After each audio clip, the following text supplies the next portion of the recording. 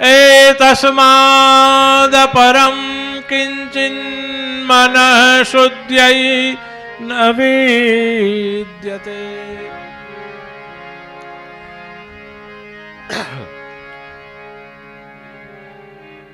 Purpose જે મહાત્માના પહેલા જ અધ્યાયની અંદર આપણને બતાડી દે છે અને આપણને સમજાવે છે કે ભાઈ આ જીવનનો હેતુ શું છે. શ્રીમદ ભાગવતના આશ્રયમાં શરણમાં આવવાનો હેતુ, પર્પસ શું?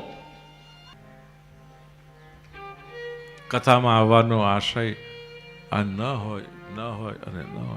અને જો જ્યાં સુધી આપણા મનમાં આવો જ ભાવ છે કે આવા કોઈ કારણોથી આપણે આવ્યા છે, બોલાવ્યા છે, સમાજ છે, સારું લાગવું જોઈએ, સારું લગાડવું પડે, એટલા માટે આપણે આવ્યા છે, તો એટલા બધાને ઘેર વહેલા જતા રહેવાની છુટ્ટી, ફ્રી.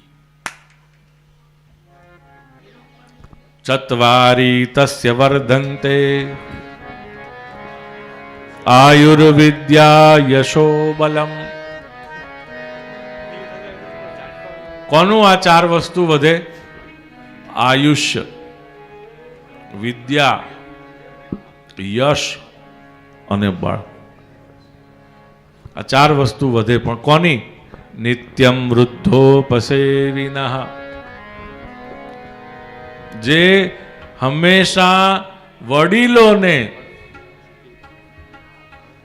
વૃદ્ધોને, સંતોને, ગુરુજનોને, મહાપુરુષોને, વડીલો બધાને નમતા રહે ને, એની ચાર વસ્તુ વધે. આયુષ્ય, વિદ્યા, યશ અને બલ. આ વસ્તુ પૈસા ખર્ચવાથી મળતી નથી.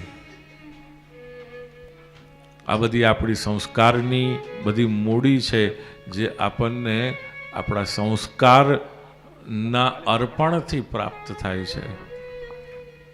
તો જેટલા લોકો અહીંયા પગે લાગે એ લોકોની આ ચાર વસ્તુ તો વધશે ને વધશે જ.